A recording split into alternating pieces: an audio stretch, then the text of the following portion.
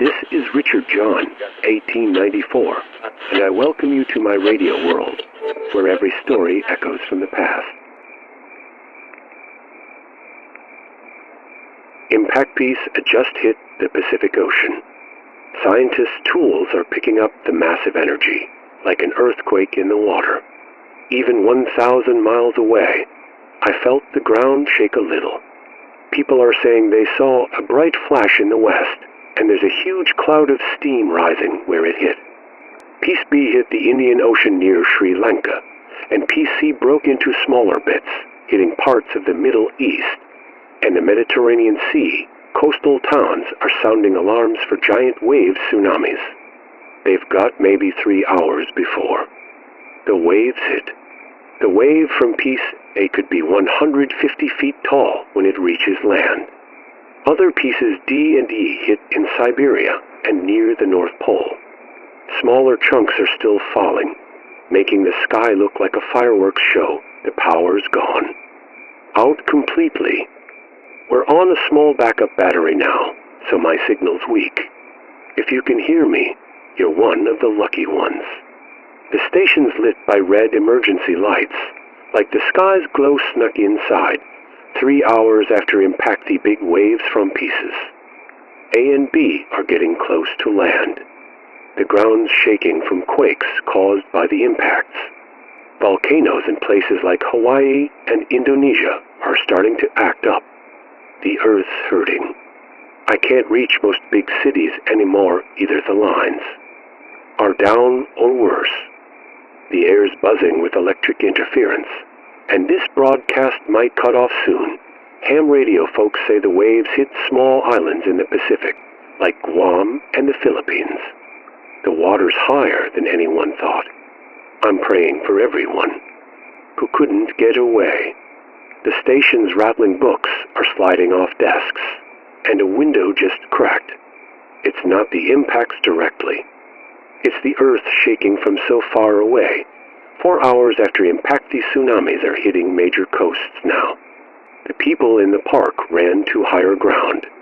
The western horizon is glowing with fires from cities I can't name anymore. My equipment's dying one piece at a time. The microphone's fuzzy, and I don't know if you're still out there. If you can hear me, listen up. Whatever happens next, the world will need you. The new world we get after this will need your heart, your strength, your kindness. Don't forget who we are. Don't forget what we made together. We're more than this disaster. The battery's almost gone, maybe a minute left. The station's dark, except for the red lights. Outside, the sky is still raining fire. Beautiful and awful. This is Richard John, Cravine Radio, talking from what's left of our world. If you're hearing this, you're not alone. We keep going. We always keep going. This is Richard John, signing off as everything changes. Good night, and stay strong. 3 days later, this is Richard John, broadcasting on emergency gear from a small setup 50 miles east of our old station. It's been 3 days since Pisa hit the Pacific and turned our world upside down. I'm using every AM and shortwave frequency I can to reach you. If you hear me, tell others. There's still someone out here, talking through the dark. The tsunamis flooded coasts all over. Cities like Honolulu and parts of Los Angeles are underwater. Fires are burning where Piece B hit, and dust from all. The impacts is making it hard to breathe in some places. But people are helping each other. Neighbors are sharing food, digging through rubble to find survivors, and setting up camps for those who lost their homes. Hey, folks. This is Richard John, broadcasting from a hidden emergency radio station, trying to reach anyone still out there. It's been a wild few days since asteroid 2025 MX7 broke apart and hit Earth.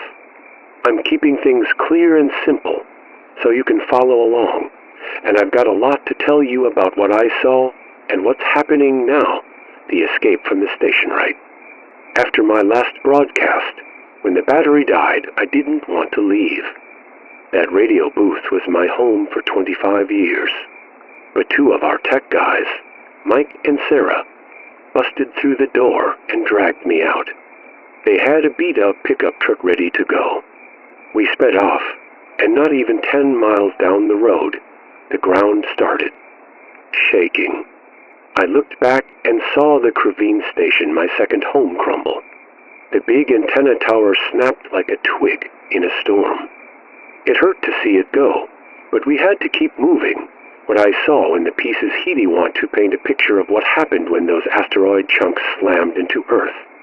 If there's anyone left to write history, they'll call this the moment everything changed. I'll be your eyes for those crazy hours. Pisa hit the Pacific Ocean, way out near Japan. I couldn't see it from where we were, but about 15 minutes later, the ground moved under us. It wasn't a quick shake like a normal earthquake. It was slow, like we were riding a giant wave on land. Buildings leaned over, roads cracked open, and water shot up from broken pipes like fountains, mixing with mud and sewage. The sky was already weird from all the small asteroid bits burning up. Kind of a gross yellow-orange. But after Pisa hit, it turned darker, like a mix of deep brown and purple, with flashes of bright blue swirling around. It was like nothing I'd ever seen, almost like the sky was bruised from the ocean and rock getting blasted into the air. About 45 minutes after the impact, a weird pressure hit us. It wasn't a noise, but a force you could feel in your chest. It pushed against the truck, and windows all around us shattered. I tried covering my ears, but the pressure was so strong it messed them up. I can't hear as well now, everything sounds muffled, but I can still talk. So I'm here for you. We were about 50 miles inland when we heard about the tsunami. People with radios in tall buildings near the coast said they saw a wall of water.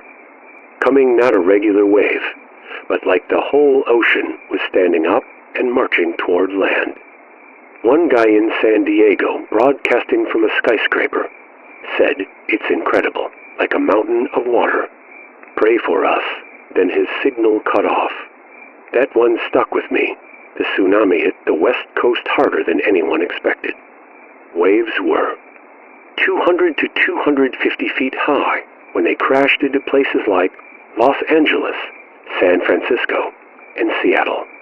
The water pushed 20 to 40 miles inland in flat areas. Whole cities got swallowed in minutes. Portland, parts of San Diego, even smaller towns along the coast. While we were still driving, we picked up news about Piece B hitting the Indian Ocean near Indonesia. People in places like Sri Lanka and southern India described the same stuff we felt. The ground rolling, that heavy air pressure, and a sky turning all kinds of wrong colors.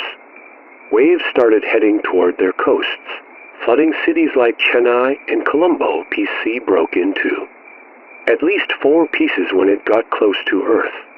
The biggest one smashed into a desert in Saudi Arabia, leaving a hole 3 miles across. It set nearby oil wells on fire, and before our satellite stopped working, we saw pictures of a huge black cloud of smoke climbing into the sky. Another piece hit the Persian Gulf, sending waves into places like Dubai and Qatar. A third piece landed in Iraq, starting fires that burned entire towns. The fourth hit a mountain range in Iran, causing mudslides that buried villages under rocks and dirt. Piece D hit in Mongolia, way out in a grassy plain. The quake it caused was felt all the way in China and Russia before their monitoring stations went quiet. Piece E hit near the Arctic, right on an ice field in northern Canada. It melted tons of ice instantly, sending steam and water into the sky. Within hours, it started raining in places like Alaska and Scandinavia, but the rain was dark and dirty, stinging people's skin and eyes. They're calling it shadow rain because it's so black.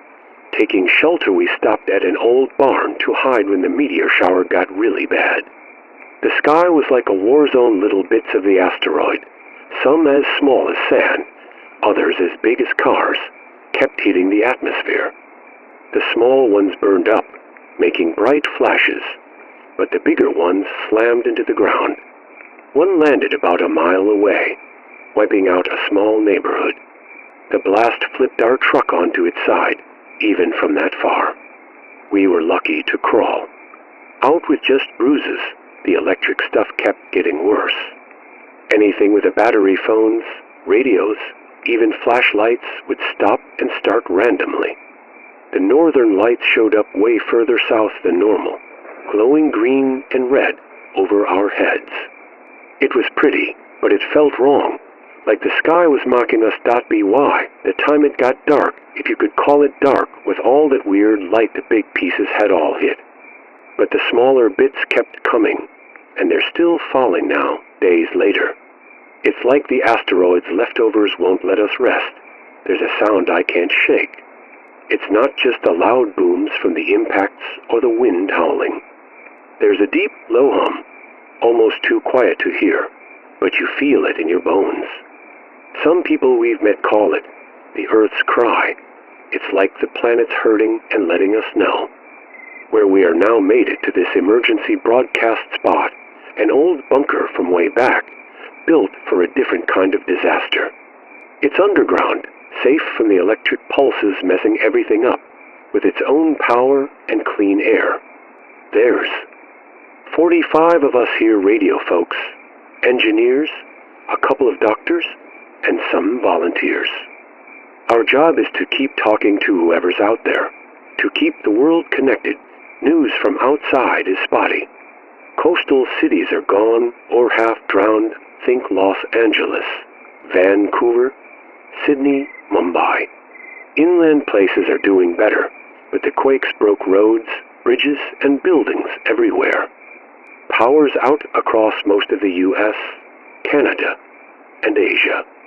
Phones don't work, and the internet's only on in a few random spots. The air's getting bad.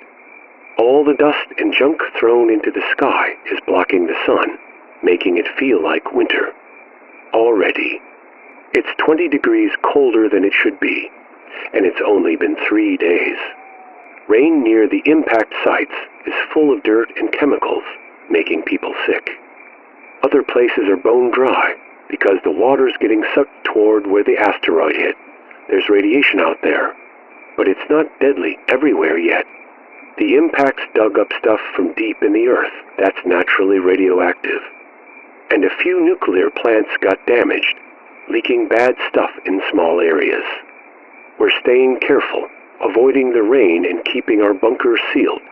I talked to Dr. Aisha Khan, who made it here from a wrecked university in Houston. She says we're lucky the asteroid broke apart. If it had hit as one piece, it would have been way worse. Maybe no one would have survived. The smaller hits are awful, but they give us a chance to keep going. It's not much, but it's something to hold on to. Stories from Servivorsi want to share some of the human stories we're hearing. They remind us who we're fighting for. A cargo ship called the Blue Horizon was out in the Pacific, about 150 miles from where Pisa hit. The crew saw a light brighter than anything, then a tower of water shooting up. Their captain, Elena Torres, decided to steer straight into the wave instead of running. It was a monster almost 300 feet high, but they rode it like a surfer, and made it over the top. They're still out there, sailing on a sea that doesn't look like their maps anymore, trying to find a safe place to land. In the Himalayas, a group of hikers got stuck when Peace B's waves flooded the lowlands. They were at a remote lodge, high up where the water couldn't reach.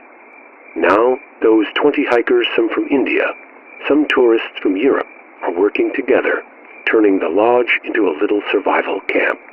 They're sharing food, fixing leaks, and keeping a fire going to stay warm, closer to us, a school teacher in Nebraska named Clara turned her classroom into a shelter. When the quakes hit, she got 30 kids and their families into the school's basement. They've got canned food in a little generator, and Clara's keeping the kids busy with stories and games to keep their minds off the chaos. She sent us a message through a ham radio, saying, "We're scared, but we're together." That's enough for now. What's next? We're not giving up. Our bunker's got enough supplies for a few weeks, and we're working to get more. We're talking to other radio operators, some in the Rockies, some in South America, even a few in Africa. They tell us people are starting to rebuild, little by little. Farmers are sharing crops, mechanics are fixing old trucks, and doctors are treating people in tents. The meteor shower's still going, but it's slowing down. The sky's not as wild, but it's cold and dark. Scientists here think the impact, winter, could last months, maybe years. We'll need to grow food indoors, find clean water, and stay warm. It's going to be hard, but we've done hard things before. I'm going to keep broadcasting every day, as long as our solar panels and generator hold out.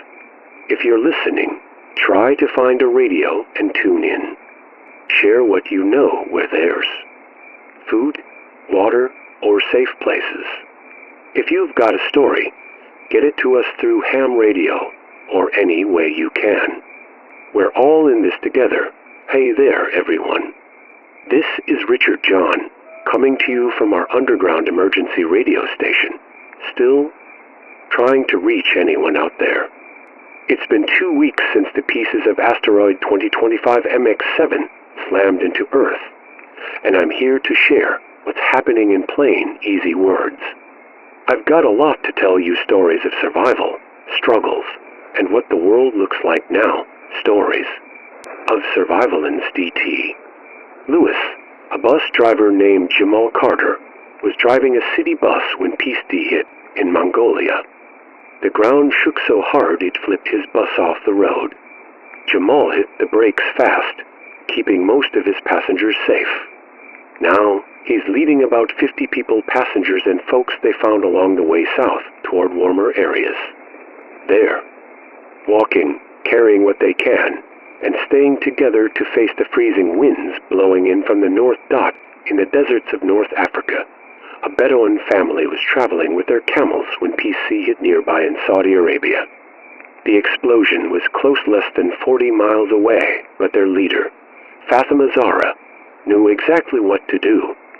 Using only the stars and her family's knowledge of the desert, she's guiding over 400 people to safety, including city folks who fled the burning oil fields. They're sharing water, food, and blankets, moving at night to avoid the scorching days. We get a message from the International Space Station. The crew went back up there before the impacts, knowing it was risky. Their station got banged up by flying debris, but they're okay. They say Earth still looks like home from up there, but it's hurt.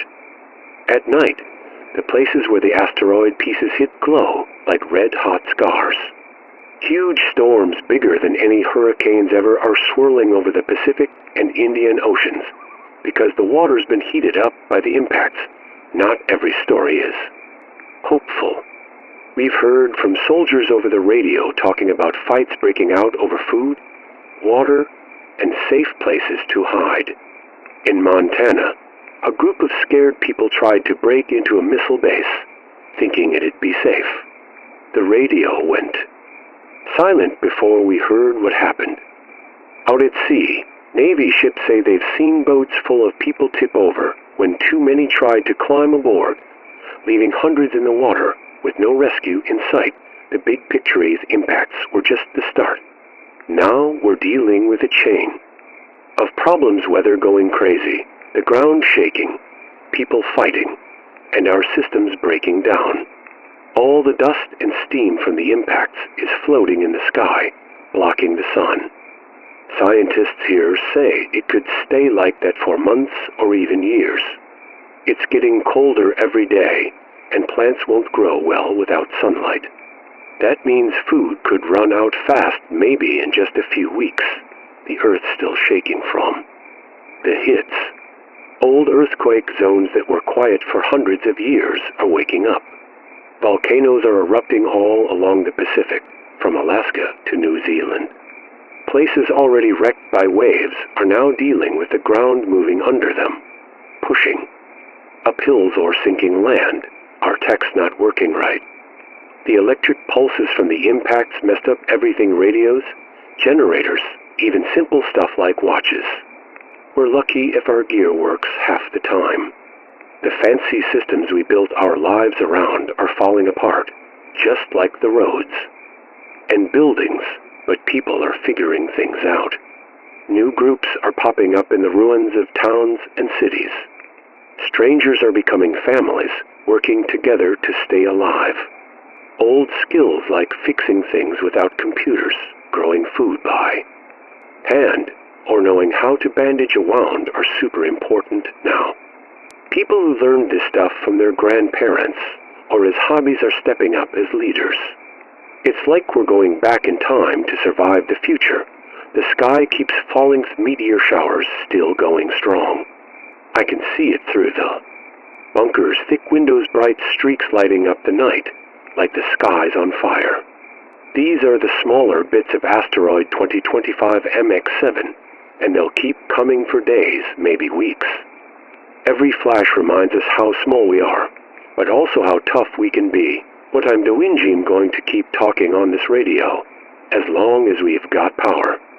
Our generator's running low, so I broadcast 3 times a day, morning, noon, and evening, for a couple of hours each.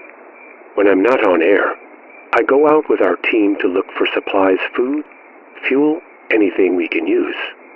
The world out there is different. Streets I knew are gone. Hills have popped up where fields used to be. Rivers are flowing in new directions. Blocked by piles of rock and dirt, the meteor showers calmed down a bit, but we still get flashes and booms every night. They're calling it the endless firefall, a sky full of burning rocks that won't let us forget what happened. 5 days after impact, we're settling into a routine.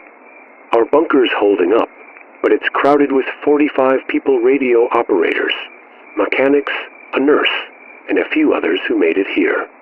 We're sharing everything, from blankets to canned beans. Outside, the weather's getting worse. It's dropped 10 degrees since the impacts, and it feels like January, not spring. The sky's a creepy gray-purple, never really bright or dark, just stuck in this weird in-between. I went to a nearby town yesterday, about 20 miles away. Most buildings are still there, but they're cracked and leaning. It was empty, no people. No animals, nothing. Houses had dishes on tables, cars in driveways, like everyone left in a hurry. It was ... It was quieter than a ghost town, and it gave me chills 1 week after impact last night. A meteor about the size of a small car hit a quarter-mile from our bunker. No one got hurt, but the blast smashed our main antenna.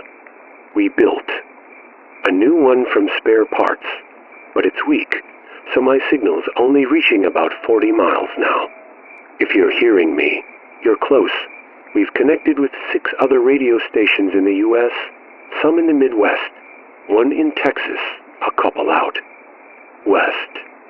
We're sharing news, like where it's safe or where to find supplies.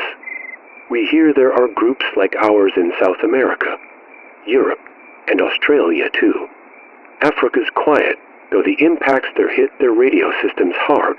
The ground's getting weirder. A volcano popped up 25 miles away, in a spot that's never had one before. The impacts must have cracked the earth deep down, letting hot rock bubble up. It's small for now, but it's growing, and we're keeping an eye on it. Getting around is tough. Roads are broken, train tracks are twisted, and bridges are gone. Some rivers have moved, and new lakes are forming in craters. The maps we used don't match the world anymore. 2 weeks after impact today, our scouting team ran into trouble. They found a grocery store being used as a shelter, but the people, the regular folks with guns, shot at them to stay away. They said the store and everything in it was theirs. It's the first time we've seen that around here, but other radio stations say it's happening a lot. People are scared and guarding what they have, like food or gas. We're also hearing about new groups helping each other. In Ohio, a farmer's sharing his crops with a whole town. In Colorado, a mechanic's fixing old bikes so people can get around. Kids in a school turned their gym into a kitchen, feeding anyone who shows up. It's rough, but it's human, week one. The fracturing of unified initial camaraderie forged in the crucible of survival is fraying. Fear, that ancient driver of human behavior, is pushing us toward tribalism. I cannot judge those who cling to. Their own instinct overrides reason in times like these, but I fear for the future. Will we rebuild a singular human civilization, or splinter into wary, isolated enclaves, each guarding its scraps of hope? The question haunts me as I watch small groups form, their whispered conversations laced with suspicion.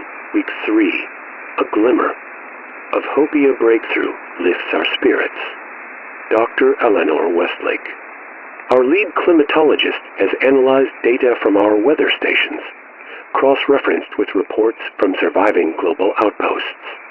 Her findings challenge the grim forecasts of a decade-long impact winter, the multiple impacts of asteroid 2025. KX-3 dispersed atmospheric dust more thinly than a single strike would have. Her models project significant atmospheric clearing within 2 to 3 months, far sooner than the years we dreaded.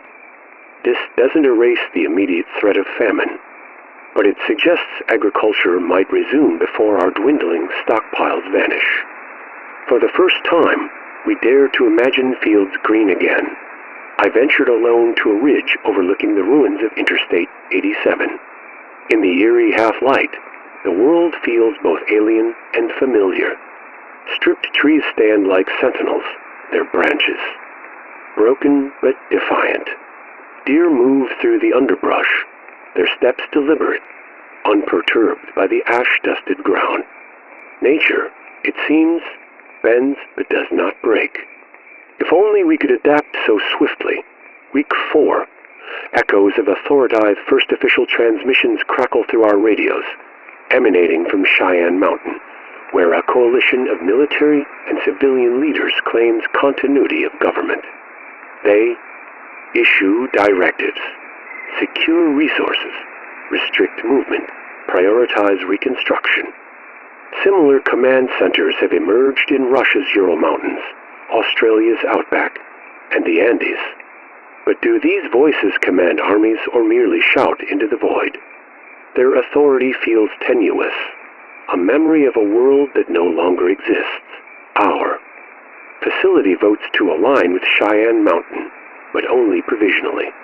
Their priorities mirror ours: survival, communication, rebuilding, but loyalty to old flags feels hollow. We are human first, citizens of a fractured Earth second.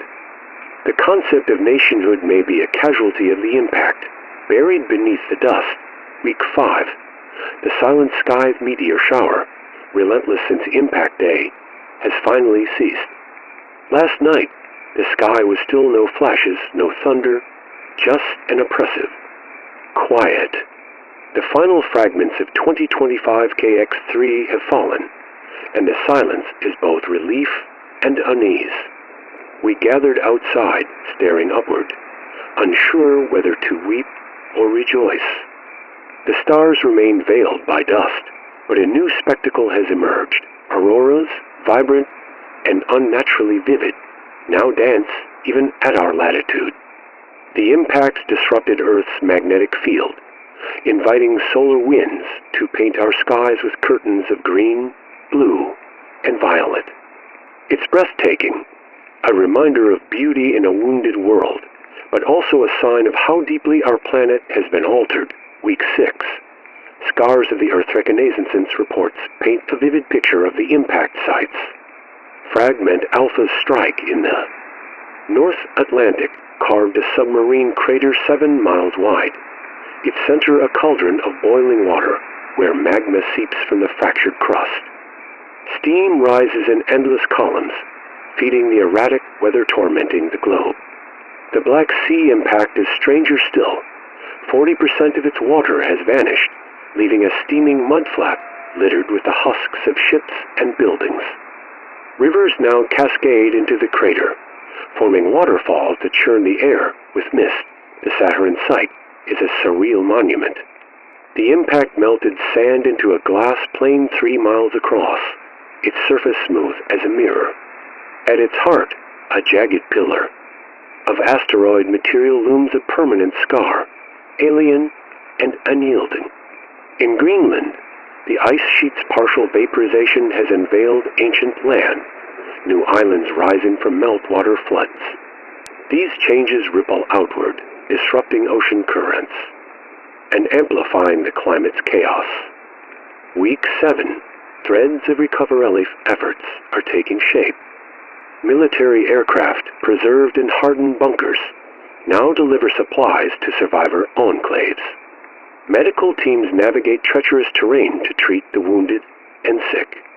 Our facility has been upgraded to a secondary communications hub.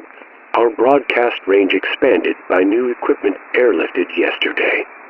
If my voice reaches you now, it's because we're weaving a fragile web of connection across the ruins. A pilot shared his observations of the eastern seaboard. The Atlantic has redrawn the coast, swallowing land up to 30 miles inland. Manhattans. Skyscrapers pierce the floodwaters, their peaks like tombstones. Yet amid the wreckage, life persists. Survivor camps dot the new shoreline.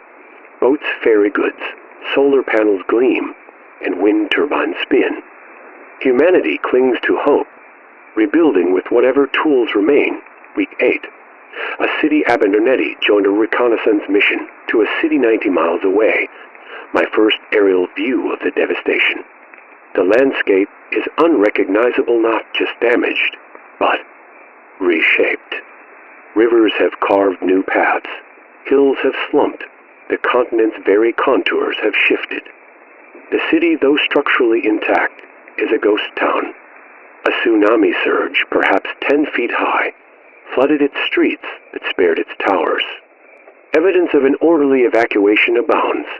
A hospital turned shelter, beds neatly arranged, supplies cataloged, notes guiding survivors to safer havens. Humanity fled, but with discipline, with purpose. Week 9. Light through the gloomder. Westlake's predictions hold true. The impact winter is easing. Temperatures creep upward. The perpetual twilight softens, and more sunlight pierces the dust. It's not yet enough for crops, but the trend is clear. We dare to hope for spring. Census estimates arrive. Grim, but not apocalyptic. About 40% of North America's population is accounted for in organized communities.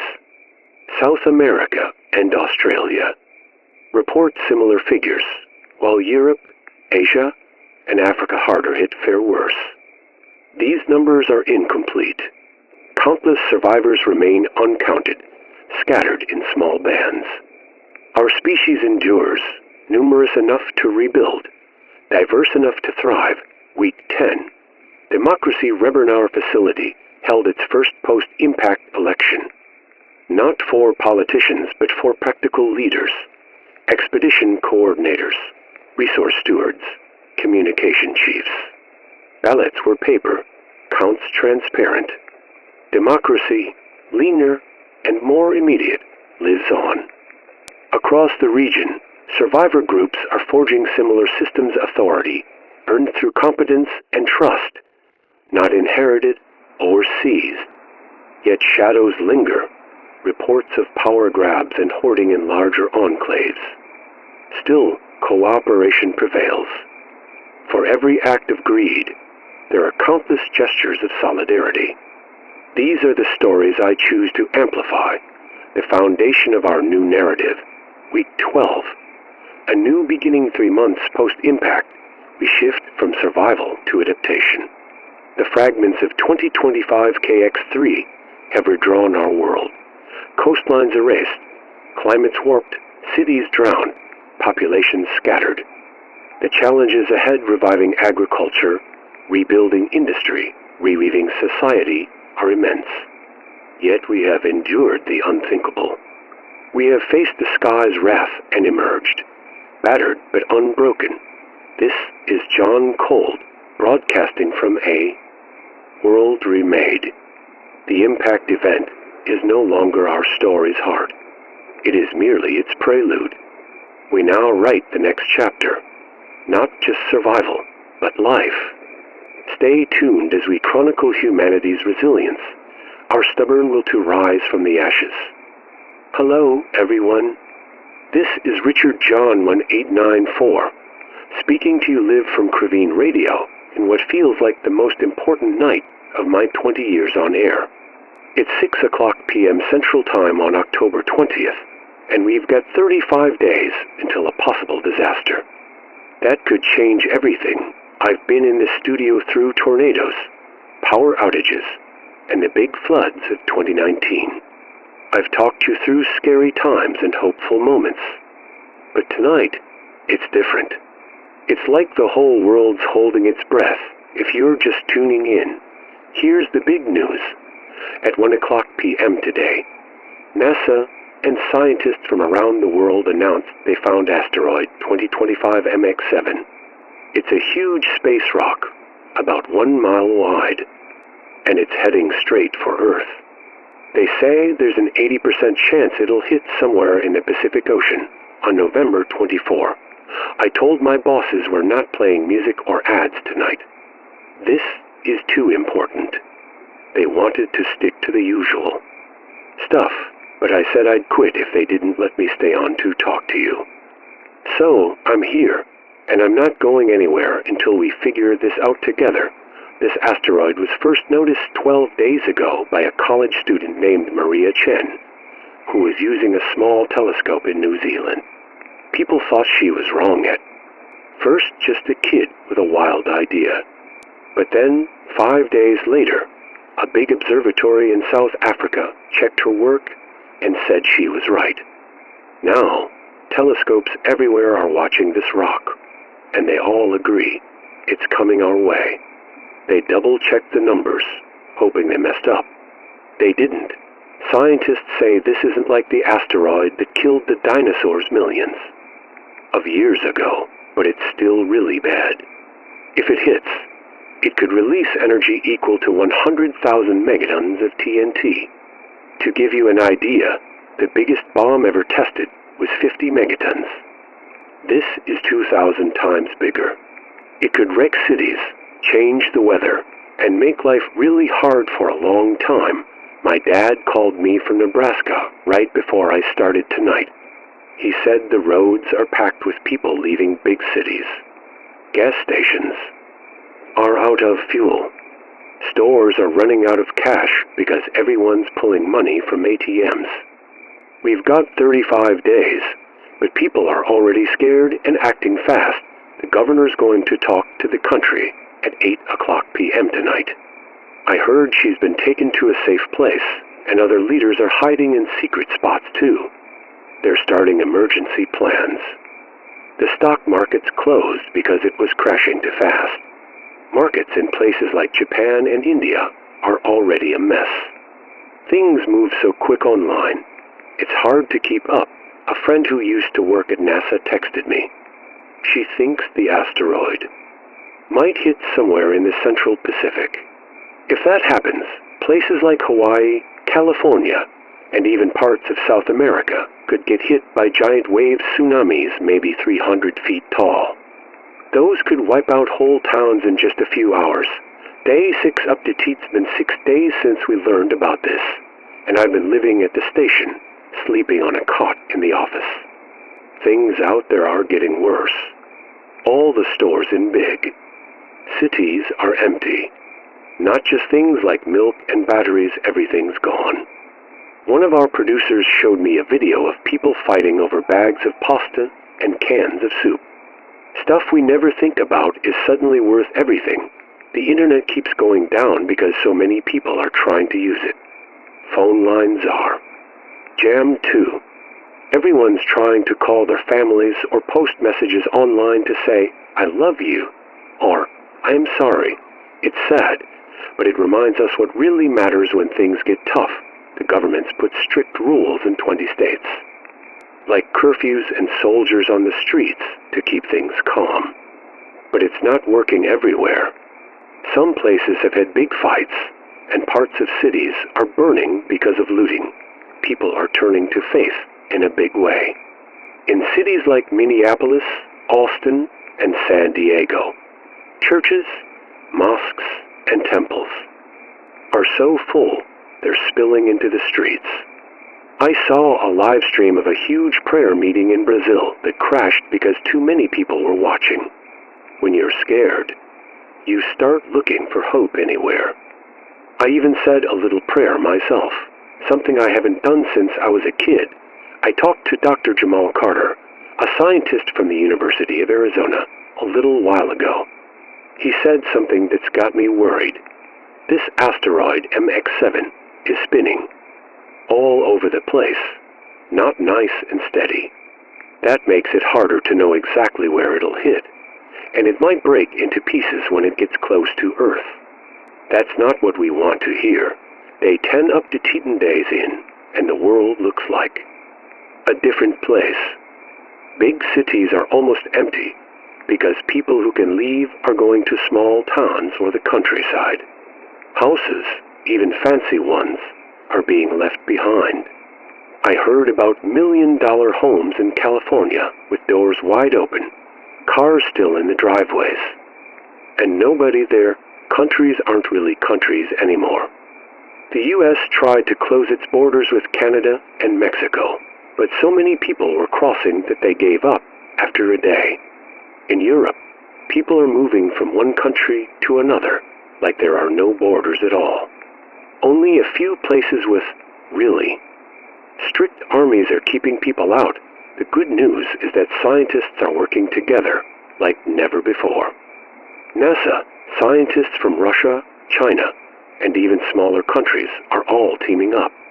They've got a plan called Operation Haven to try to stop the asteroid.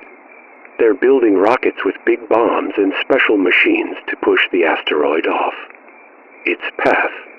They're working day and night at places like Cape Canaveral and other launch sites. They're calling it our last hope.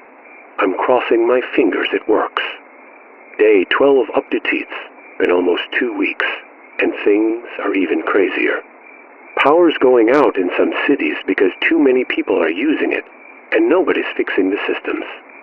Water's getting hard to find in places where trucks aren't delivering anymore. I got a call from a listener in Chicago who said she's boiling rainwater to drink because the stores are out of bottled water. Schools are closed everywhere. Kids are at home, and parents are trying to keep them calm. But it's hard when everyone's scared. Some families are camping out in parks or fields, thinking it's safer than staying in cities. On the radio, we're getting calls from all over. A truck driver in Iowa said he saw a whole town come together to share food and supplies. But then a nurse from Atlanta said her hospital's running out of medicine, and people are getting sick because there's no clean water. It's a mix of hope and fear out there. The scientists working on Operation Haven say they're almost ready to launch their rockets. They've got less than a month to make this work. If they can hit the asteroid just right, they might push it away from Earth. But it's risky, and nobody's sure it'll work. Dr. Carter told me they're also worried about the asteroid's weird spin making things trickier. Hey there, folks. Richard John here, still broadcasting live from Crevene Radio. It's October 27th, and we're counting down 28 days left until asteroid 2025 MX7 might hit Earth. I'm keeping things simple so everyone can follow along, and I've got a lot to share about what's happening. Day 12 up data day was a big day. Scientists launched a bunch of special spacecraft from places like Florida, Russia, and China. These aren't carrying people, they're like big battering rams meant to slam into the asteroid and push it off course. I watched the launches on a screen here at the station, and let me tell you, seeing those rockets light up the sky felt like a spark of hope. Something surprising is happening out there. After all the chaos, people stealing stuff and fighting, a lot of folks are starting to work together. In neighborhoods, people are setting up shared kitchens in places like school gyms and parking lots, cooking meals for anyone who's hungry.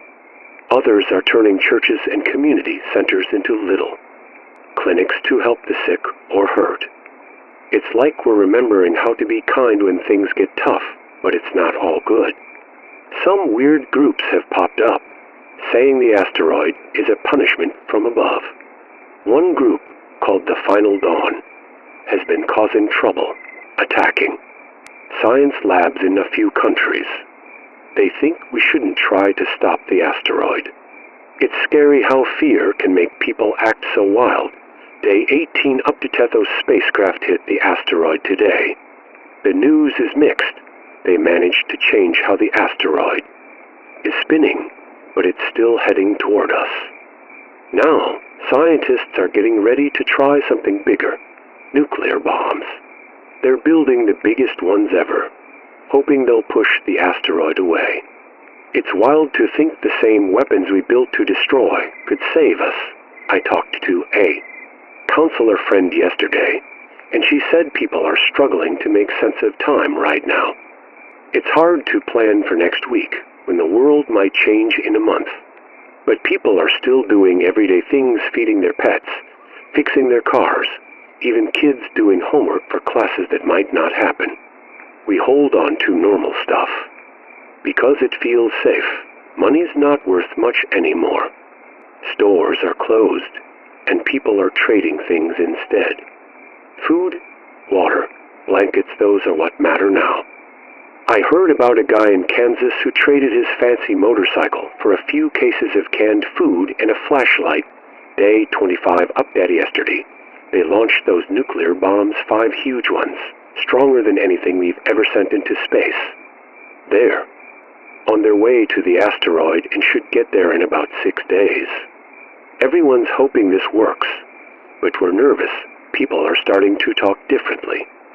They used to say, if the asteroid hits, but now it's more like, when it hits, it's like we're getting ready for the worst. Some folks are making big choices, saying goodbye in their own way. A lot of older people, or those who are really sick, are choosing to go peacefully before things get bad, but there's still life happening. 2 people at our station got married yesterday in the break room. We had a little party with snacks we found in the vending machine. And my producer's sister just had a baby girl named Aurora, like the Northern Lights. People are picking names that feel special, like Courage, Grace, or Dawn. It's like we're trying to hold on to hope through the names we give. Day 30 update, big news. The nuclear bombs hit the asteroid, and they worked sort of. The asteroid broke into pieces, which is good because it's not one giant rock anymore. But the bad news is most of those pieces are still coming our way. Scientists are working hard to figure out how many chunks there are, how big they are, and where they might land. It's not one big disaster now, it could be a bunch of smaller ones all over the world.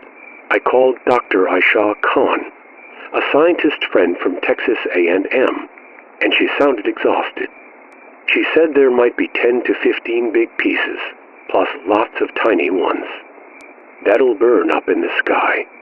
The biggest piece, called Piece A, is about 300 meters wide, still big enough to do serious damage if it hits a city. The pieces are acting funny because they're affected by the sun's rays differently than the whole asteroid was. They could hit anywhere from the top of the world near the Arctic to places closer to the equator.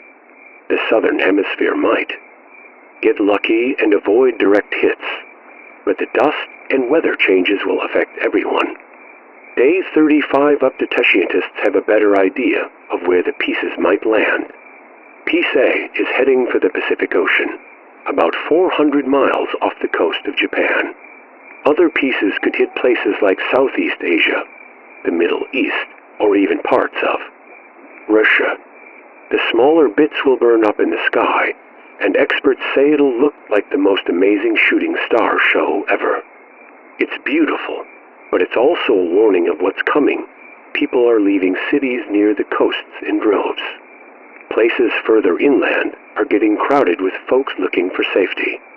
It's putting a lot of pressure on water, food, and electricity. Some towns are running out, but people are stepping up. Regular folks, like bus drivers and store clerks, are organizing to share supplies.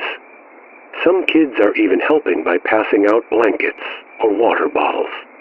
And a group of radio hobbyists is keeping people connected when phones and the internet go down. I'm still here at the station, talking to you. We've got a backup generator that'll keep us going for another week or so. After that, we'll see what happens when the pieces arrive. Day 40 update, we're down to 3 days until the pieces are supposed to hit. Everyone's looking at the sky now. At night, you can see the asteroid chunks. They look like bright, broken stars moving across the darkness. Scientists named them A, B, C, and so on, and people talk about them like they're part of the family. Did you see piece B last night? It's strange how we get attached to the things that scare us. Armies have moved to bases away from the coasts. Ships are sailing to safer waters. The astronauts on the space station came back to Earth last week. Nobody wanted to be stuck up there if things go wrong. The internet's breaking down because nobody's running the big computer centers anymore. But our old radio equipment is still working, so I'm reaching out to you on every channel I can. Even with all this, people are finding ways to smile. In my town, there was a big sing-along in the park. Last night people brought guitars and shared hot chocolate. Families are eating together, telling stories and playing games. Kids are still running around, laughing like kids do. It's like we're grabbing every bit of happiness we can. Day 42 update tomorrow is the day, November 24. The latest reports say peace will hit the Pacific Ocean at about 1 o'clock p.m. Central Time. The waves from that could reach places like Hawaii and California a few hours later. Piece B might land in a desert in Central Asia, and Piece C could hit somewhere in Eastern Europe. The other pieces are harder to predict, but most are aiming for the Northern Hemisphere. Today feels quiet, almost too quiet. The wind's still. I haven't heard birds singing this morning, and some listeners called in saying their dogs and cows are acting strange, like they know something's coming. Nature's got its own way of getting ready. I'm staying right here, broadcasting, as long as I can. Our station's 200 miles inland and up on a hill, so we should be safe from any big waves. But if the power or phone lines go out, it'll get tricky. I'm going to keep talking into this microphone until it stops working, if you're listening. Here's something important. Scientists say these hits won't wipe out all of humanity. They'll be bad, no doubt. Cities might be destroyed, and life will be hard for a while. But we'll survive. There's a future out there, even if it's different from what we know now. Hey, everyone. This is Richard John, speaking to you from Crevine Radio, right at the edge of everything. If you're listening, stay with me. I'll keep talking as long as I can, keeping you company no matter what happens. If the airwaves go quiet, remember we faced this together.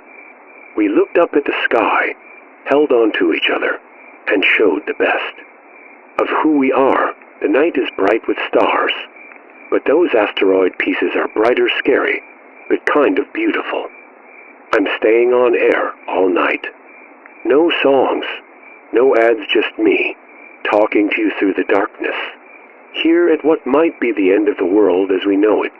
Day 43, impact day it's morning, and the sky's a strange reddish color, because tiny bits of the asteroid are already hitting our atmosphere. Even in the daytime, you can see streaks of light, like shooting stars, but louder. People are calling in, saying they hear loud booms from bigger chunks breaking apart high up. Windows are breaking in cities all over the northern hemisphere. The big pieces are just a few hours away. Scientists are doing their best to guess where the chunks will land, but it's tough because they're spinning all over the place. The biggest one, Piece A, is still heading for the Pacific Ocean near Japan. Piece B might hit closer to the Indian Ocean now, not Central Asia.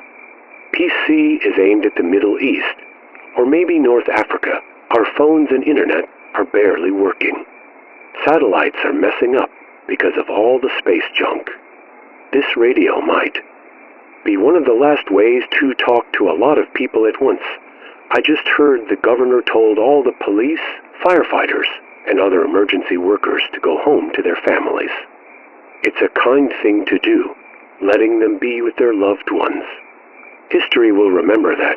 If there's anyone left to write it, it's 11 o'clock a.m. Central Time.